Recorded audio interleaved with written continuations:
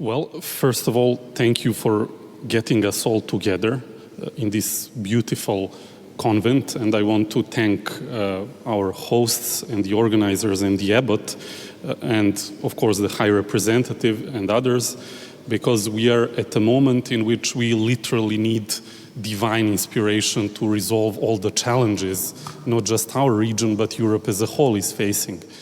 And in that context, I want to say that we really desperately need to pull our resources together. I'm not under illusion we have our, to say the least, fair share of differences, but if we want to have the region fully integrated, we need to also join our forces in advocating for the region to get into the European Union, to lobby together.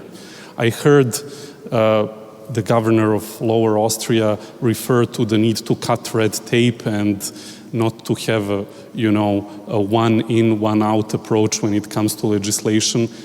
Sometimes many people in the Western Balkans feel like there's a one in, one out principle in some political circles when it comes to the EU enlargement. And of course this affects the public opinions, and this in return dictates how the enlargement process and how the reforms goes.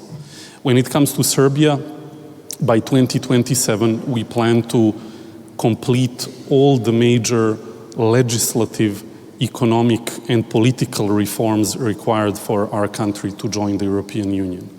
Our priorities are very clearly laid out, and we want to retain and to help retaining stability in our region. This can only be done in cooperation with Brussels and with other parties in the region.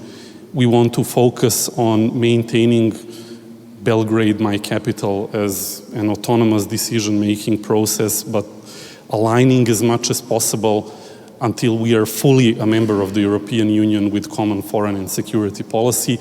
And there, I'm sorry, I have to say, with all the respect that I have for and the beautiful accomplishments that people of Puerto Rico have accomplished over the past century as an territory within the United States, I don't see for our region, for our countries, an equivalent to the status of Puerto Rico within the European Union as the end game. This means that we want full rights, we want full membership as the end game, and nothing less than that. There will be no compromise on this. On the other hand, I don't want to pretend like everything is in order still politically in our region, because we have outstanding issues from the 1990s, none of which my generation is culpable for, but we are suffering the consequences of these issues.